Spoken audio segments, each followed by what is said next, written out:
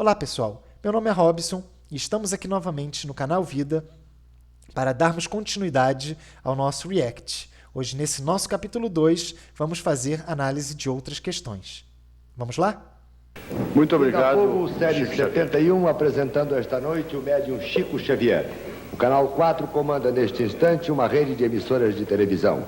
TV Paraná, Canal 6, Curitiba, isto via Embratel. TV Coroados, Canal 3, Londrina. TV Rádio Clube, Canal 6, Recife. TV Triângulo Mineiro, Canal 8, Uberlândia, Minas Gerais. E também a Rádio Tupi de São Paulo, a mais poderosa emissora paulista, está em rede com o Canal 4, irradiando na frequência de 19, 25, 31 e 49 metros, para o Brasil e para o mundo. Freitas Nobre com a pergunta seguinte. Desejo, antes de tudo, transmitir uma série de apelos e de considerações que nos foram trazidas através do telefone durante todo o dia de hoje, inclusive de Recife, de onde falou o deputado Fernando Lira. Em primeiro lugar, para dizer aos companheiros da TV 4 o entusiasmo pelo nível do programa. É assim que se eleva um nível de programa de televisão. E em segundo lugar, para homenagear não a Chico Xavier, mas homenagear aqueles milhares de adeptos de Chico Xavier, que através do Brasil instalaram creches, instalaram asilos, instalaram sanatórios, instalaram hospitais e dão pelas suas mãos, com os seus corações, aquela assistência que deve muito ao estímulo deste grande coração que é Chico Xavier. E vai então a primeira pergunta. Nobre deputado, eu queria apenas complementar esta sua observação, que até este instante, 14 emissoras de televisão de todo o Brasil já formularam seu pedido de reserva do videotape deste programa com absoluta prioridade. O que significa dizer que nós teremos que realizar amanhã 14 cópias, o que já está sendo feito agora por 5 máquinas, a fim de que possamos atender esses primeiros 14 pedidos. O que é um bom sinal, mas a primeira pergunta é a seguinte: estamos na semana do Natal, todos falam do Natal, todos tentam interpretar o Natal. Para a doutrina espírita e para Chico Xavier, que apresentação especial, que significação especial tem o Natal? Os espíritos amigos nos têm ensinado por muitas vezes que, ante o Natal, reformulamos os nossos votos de cristianização da nossa vida pessoal e coletiva diante de nosso Senhor Jesus Cristo, a quem nossas vidas estão entregues em nome de Deus. Aquele que, em sua infinita misericórdia, nos conserva junto de seu coração, infinitamente amoroso, como tutelados no planeta terrestre, abençoando-nos, orientando-nos, tolerando-nos as fraquezas e encaminhando-nos para uma vida melhor. Devemos, com toda sinceridade, asseverar que sem Jesus Cristo em nossas vidas, seja qual for a interpretação que venhamos a dar aos seus ensinamentos, sem Jesus Cristo em nossas vidas, não estaremos muito longe de uma regressão para as selvas. Por isso mesmo, o Natal é importante, continuará a ser importante. E embora muitas vezes cercado de incompreensões humanas, o Natal há de ser o coração de nosso Senhor Jesus Cristo, pulsando no mundo, assim como estamos vendo o coração maravilhoso do nosso Divino Mestre, palpitando na alegria de toda São Paulo, em festiva comemoração para a passagem do natalício daquele que é o maior amor das nossas vidas. Essa questão é bastante interessante. o que é o Natal, como que o Espiritismo explica o Natal. A gente deve observar o seguinte: o Natal, a data de 25 de dezembro, foi uma data escolhida pela Igreja Católica para representar o dia do nascimento de Jesus. Sim, por mais que isso possa assustar algumas pessoas que estão vendo este vídeo, dia 25 de dezembro não é o dia, de fato, do nascimento de Jesus. Nós não sabemos, não existe como saber na matéria, nossa ciência não tem como definir qual foi o dia. E uma pergunta dessa para a espiritualidade não será respondida, porque a espiritualidade elevada, de fato, não se preocupa com coisas fúteis. Porque o que vai engrandecer ou não a vida de uma pessoa, saber se Jesus nasceu no dia 25 de dezembro, 4 de fevereiro, 18 de março, não importa. Isso não importa. Isso é um detalhe insignificante que apenas tem valor para pessoas que estão mais preocupadas com as futilidades da vida material. A Igreja Católica, ela já definiu há muitos anos, séculos, que dia 25 de dezembro é o dia de Natal, dia do nascimento, da comemoração do nascimento de Jesus. Existem estudos que dizem que, no momento em que Roma estava matando e querendo dizimar todos os cristãos, ela viu que o cristianismo estava crescendo e precisou fazer uma mescla entre os princípios do cristianismo e princípios da religião, da fé romana daquela época. E nesse caminho, acabou que alguns rituais, alguns dogmas e algumas datas da fé romana foram adaptadas à fé cristã. É dito, então, que no dia 25 de dezembro comemorava-se a questão do solstício de verão pela religião romana e adaptou-se à fé cristã, que essa mesma data, esse mesmo momento, seria o ponto de comemoração do ápice da fé cristã com o nascimento de Jesus. Se foi isso ou não, sinceramente, não importa para cada um de nós. O que importa é a representação que esse dia nos traz, que esse dia nos dá. A representação que ele tem é Jesus Cristo, o espírito mais evoluído que já encarnou no planeta Terra, o espírito que nós devemos nos espelhar, o maior exemplo que nós temos aqui no planeta Terra, tem sua data comemorada nesse dia. Para ele, tecnicamente, não faz diferença.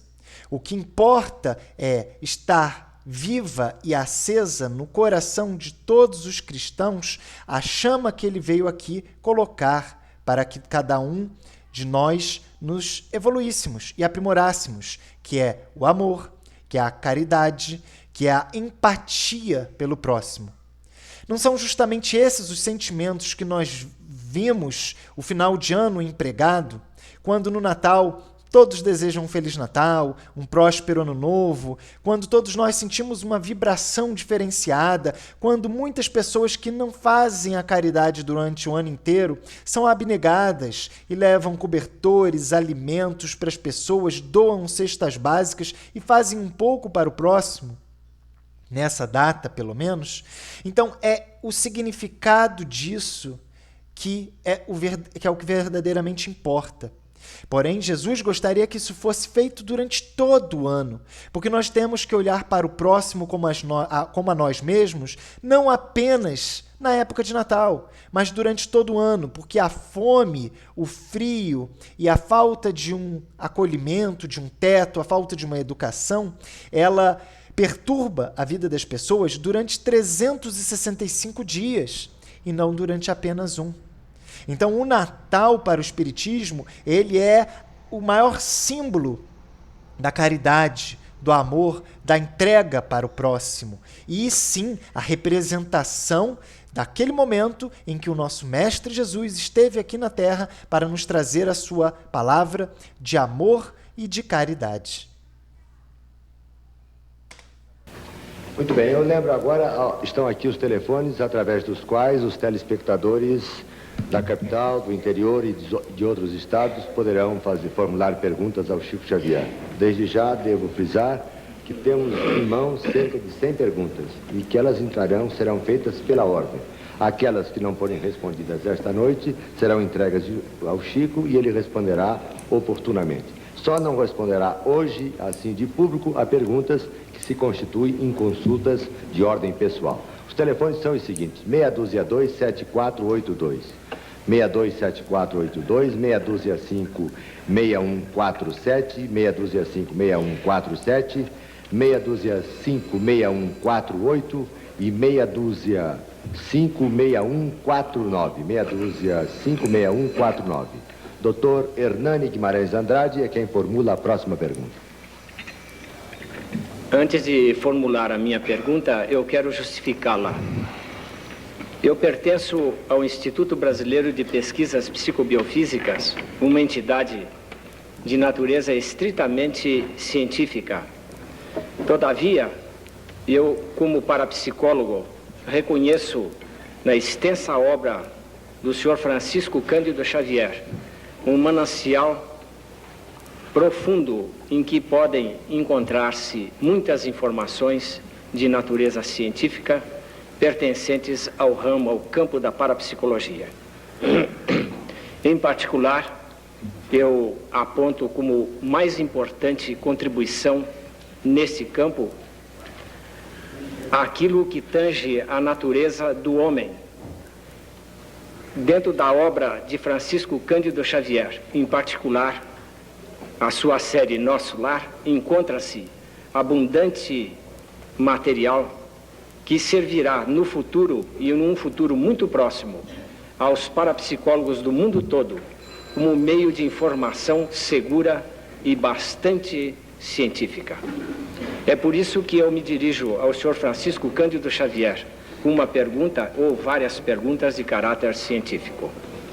A primeira pergunta é a seguinte: vários parapsicólogos, como o Dr. Ian Stevenson, da Universidade de Virgínia, nos Estados Unidos, o professor Banerjee, da Universidade de Varanasi, na Índia, estão estudando seriamente o problema da reencarnação. Já se catalogaram mais de 2.000 casos que sugerem fortemente ser a reencarnação uma lei biológica natural. Inclusive, na Universidade de Virgínia, já estão sendo analisados em computador eletrônico mais de 1.000 casos sugestivos de reencarnação ali catalogados. Em vista disso, solicito a gentileza de um pronunciamento de Vossa Senhoria, Sr. Francisco Cândido Xavier, sobre tão importante matéria, particularmente quanto às consequências da eventual aceitação da lei da reencarnação por parte da ciência oficial. Fato esse que, pessoalmente, eu acredito será para muito breve. Agradecemos muito as palavras do nosso caro entrevistador. Bem, peçamos a ele para que o tratamento a mim dirigido seja apenas o de Chico, conforme sugeriu o nosso querido amigo e caro jornalista Vicente Leporelli. Emmanuel e outros amigos espirituais nossos quais André Luiz e outros, são unânimes em afirmar que semelhantes pesquisas são da mais alta importância para os destinos da humanidade. E que apenas será interessante que os nossos cientistas acrescentem ao sentido dessas verificações o lado moral da reencarnação, ligando o fenômeno biológico da reencarnação do espírito no planeta terrestre àquela divina lei anunciada nos evangelhos, a cada um por suas obras. Porque, segundo os princípios kármicos, colhemos sempre os efeitos de nossos próprios atos. Então, teremos os estudos da reencarnação cada vez mais ricos de substância, se conseguirmos aliar semelhantes constatações com o efeito moral que elas encerram em si mesmas. A pergunta, em seu escopo, foi para o Chico o que ele acha com relação a essas pesquisas da reencarnação. Não faz sentido ser uma pergunta no sentido de se ele acredita ou não que a reencarnação existe, porque, obviamente, no Espiritismo isso é demonstrado que ela existe, inclusive com as próprias comunicações com os espíritos daqueles que já desencarnaram, com aqueles que já morreram, em que nessas comunicações nós conversamos sobre fatos, muitas vezes, que somente aqueles dois que ali estavam têm ciência, têm conhecimento. Então, como ter o conhecimento de determinados fatos se você não é aquele espírito que esteve ali de fato e vivenciou determinada circunstância? Agora, com relação à comprovação da reencarnação, isso é um fato que vai acontecer com relação à evolução da espécie humana aqui na Terra e com relação às décadas e séculos que forem vindo. Não é algo que ocorrerá hoje, amanhã, na próxima ou na próxima década. Não. As religiões, e vamos citar aqui especificamente o catolicismo e os evangélicos, eles possuem uma repulsa muito grande com relação a isso, porque eles se fixam ao dogma de que após a morte, o espírito da pessoa, a alma da pessoa, ela vai para o céu, se tiver sido boa, respeitado as leis de Deus, vai para o inferno, se tiver cometido pecados absurdos, mortais, e fica numa espécie de purgatório se purificando, até poder alcançar o céu, se ela não tiver sido tão má, mas também não tiver sido tão boa, ou seja, o lugar em que estaria a maior parte das pessoas. Esse é o dogma da fé católica. A fé evangélica é parecida, só que não tem a parte do purgatório. Então, a maioria das pessoas iria para o céu e uma outra parte iria para o inferno, onde ficaria presa com dores e rangeres de dentes por toda a eternidade. Só em pensar nessa possibilidade de pena eterna, muitos ateus se formam, porque é inconcebível que por um erro, por maior que seja, na vida material, de 60, 100 anos, que é o que acontece normalmente com a maioria das pessoas, uma pessoa tem que passar toda a eternidade sofrendo. Isso é totalmente contra o que próprio Jesus veio pregar para nós. Nós temos Jesus Cristo como um espírito extremamente elevado que esteve aqui no nosso planeta para nos passar uma moral, uma conduta de vida que nos faz progredir. Já os católicos e os evangélicos os têm como filho único de Deus, como filho de Deus, aquele que Deus criou para vir nos salvar. Independente de tal situação, ou até mesmo pelo viés católico, nós teríamos que entender que, se Jesus é o Filho de Deus, ou esse espírito tão evoluído, ele tem um conhecimento muito acima da nossa realidade, de tudo que nos cerca. Desse modo, se a gente vai pensar que Deus, por um erro de uma pessoa, ele coloque um dos seus filhos, que somos nós, criação deles, para sofrer eternamente, cadê a bondade de Deus? Cadê a soberania de Deus em saber que esse filho nasceu para errar? Por que ele não impediu o nascimento desse filho? Então essa é uma situação muito grave que deve ser atentada. Se Jesus veio à Terra para dizer que devemos perdoar aos nossos irmãos 70 vezes 70, ou seja, perdoar infinitamente, por que o próprio Deus não perdoa os seus filhos? O que faz uma mensagem trazida por Jesus do perdão e do amor ao próximo incondicional, amar ao próximo como a si mesmo? Olhas a trave que tem no olho dos vossos... olha o cisco que tem no olho do vosso colega, do vosso próximo, mas não enxerga a trave que tem no seu próprio olho, ou seja, olhas o que o próximo faz, mas não vê o erro que te faz. Então nós temos várias passagens. Perdoai 70 vezes 7, ou seja, perdoar infinitamente. Não fazer o próximo que não gostaria que te fizesse. Naquela passagem do adultério, daquela mulher que ia ser apedrejada, e outras tantas mais, em que Jesus prega sempre o amor, a paz, a reconciliação e o perdão. Então, uma pessoa que nasceu, cometeu seus erros, sim, vai ter que passar por alguma pena, por uma penalidade por esses erros? Claro, fatalmente vai. Porque senão não teríamos uma banalização geral. E todo mundo faria o que quisesse, da forma que quisesse, desrespeitando a própria liberdade e legitimidade alheia. Porém, isso tudo não fica restrito apenas a uma condição de penas infinitas, indefinidas. A partir do momento em que se paga aquela pena, tanto no ambiente espiritual ou numa outra vida após uma reencarnação, se está quitado. Podemos traduzir a visão católica da seguinte forma, e que seria, sim, uma visão certa.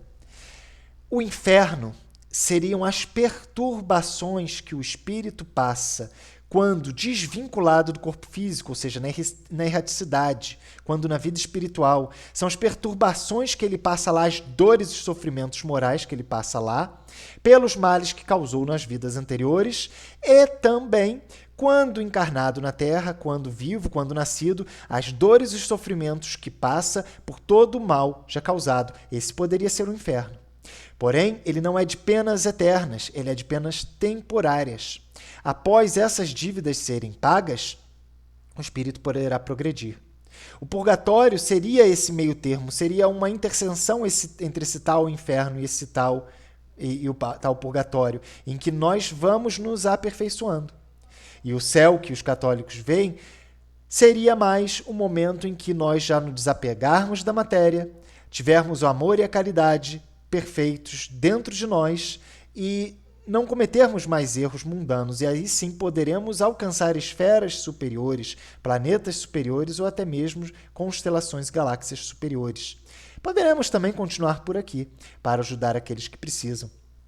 Mas essa questão ela é muito clara nesse sentido para o Espiritismo. As outras religiões, como o catolicismo, como os evangélicos, aos poucos vão se aprimorar nisso também. Isso é um fato. Aos poucos vão compreender que não existe um céu eterno, não existe um inferno eterno, não existe um purgatório, mas existe a necessidade de evolução. E o dia que isso acontecer, a Igreja Católica e Evangélica, ao invés de perder adeptos, como tem acontecido muito ultimamente, perder adeptos para o ateísmo, para o materialismo, ao contrário, vai conquistar, pois conseguirá passar para as pessoas que você tem salvação. Jesus perdoa, Deus perdoa, e não perdoa somente enquanto você está na vida material, porque o amor de Deus é infinito e ele perdoa incondicionalmente, mas cada um colherá da semente que plantou. Então, se você plantou o mal, você colherá o mal. Em um outro momento, você terá que passar esse mal, que para ti será percebido como uma dor eterna, mas que na verdade ela tem o tempo da sua purificação, elevação e evolução moral e espiritual. Obrigado por nos assistir e finalizamos aqui esse nosso segundo capítulo do Pinga Fogo. Um forte abraço e até semana que vem.